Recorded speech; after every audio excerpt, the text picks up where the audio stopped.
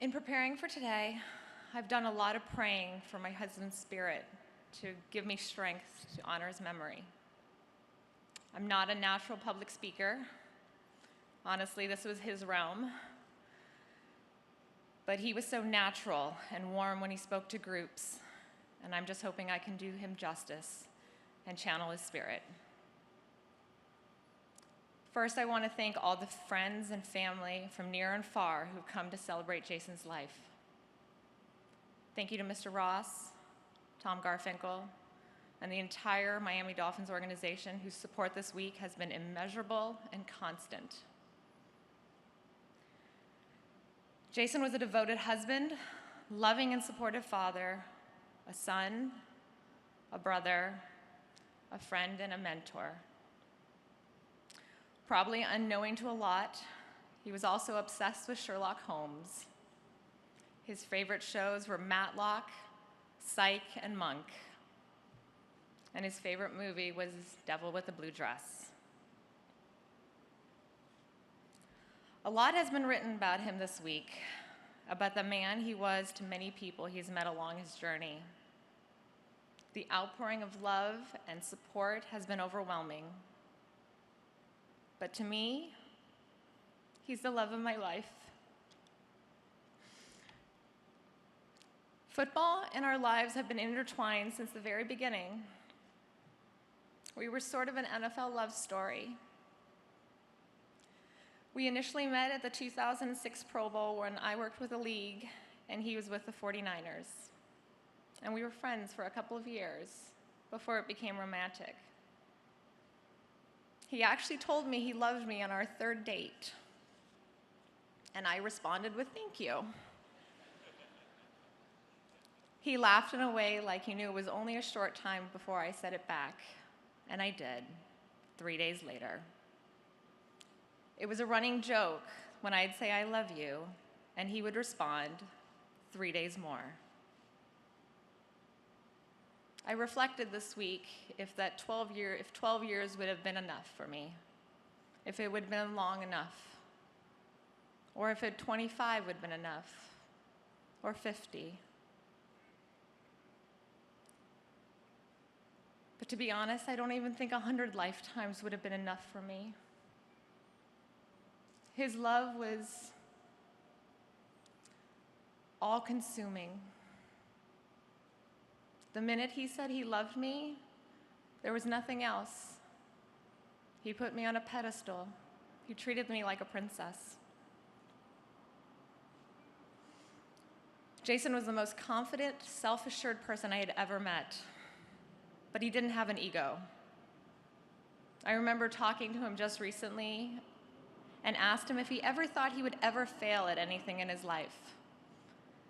And he responded with a direct, matter-of-fact response, no, why would I ever think that? He did everything in all facets of his life at 110% or more. His drive was exhausting. He rarely slept through the night. I know some people in this room can attest to this, but he would send emails at all hours of the night. And trust me, I know, because I'm a very light sleeper and I was awake. He challenged the people around him because he had very high expectations. But he also knew that he would be giving the same, if not more, than they would every single day. Despite his toughness, he also made sure to compliment, praise the people around him. He didn't believe in tearing down, but he believed that if you push people up, they will rise. After every event and every season, he would spend a day writing individual handwritten notes to his entire staff, thanking them and congratulating them for their hard work for an event or a season. He had an insane ability to stay so calm in crisis. Often crisis happened in the middle of the night, so I would be present for a lot of things that initially happened on those phone calls. I'll never forget the intense look he would get in his eyes as he grabbed his favorite pen and any kind of scratch paper that was closest to him, and he would start writing furiously. You could see the wheels turning as he thought about every scenario, every potential possibility, every outcome, and then he would put together his recommendation. He was honest and moral in a business where it could be challenging sometimes. If he ever encountered a moment where he wasn't sure what the right decision should be, he would ask me, "What should I do?" And I would tell him, "Do what you think is right. Do what you think when you go to bed tonight and wake up in the morning, you will be comfortable." And he always would. His community work, specifically through Football Unites, became his passion the last couple of years. He loved giving back to people, connecting people, and making a difference. But he did this selfishly as well. Often he would bounce ideas off me, and he told me once, "I want to help to make this world a better place. Not just for the people I meet, though, but because I want to make it a better, more loving, more understanding, and kinder place for our 3 children." As much as he loved the people he interacted with, he loved our 3 children and me the most. He was not above telling me almost daily the only reason he pushed so hard was to provide us a good life. Despite his hectic schedule, he'd always make sure to be present for the big and small moments. From the daddy-daughter dances this past summer with our girls, to our son's haircuts, to Sloane's flag football games.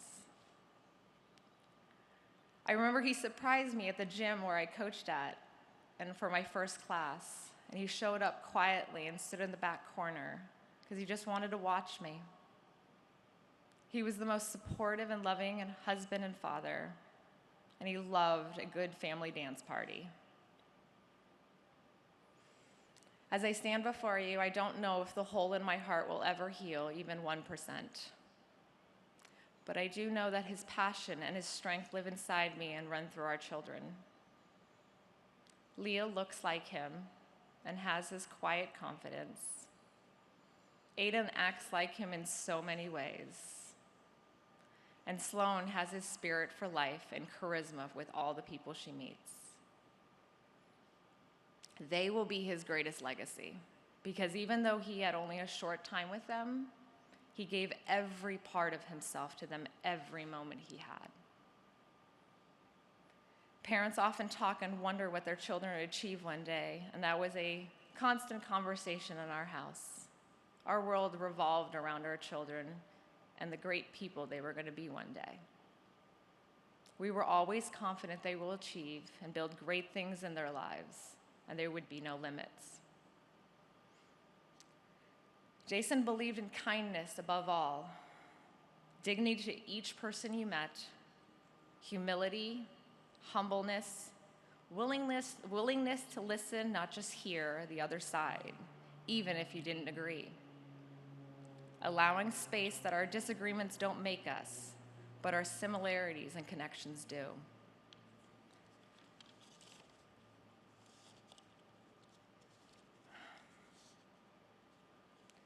Jason was comfortable talking to everyone, from billionaires to media, to those down on their luck, to those who felt marginalized or left behind, to fans, to students, to children, and everyone in between.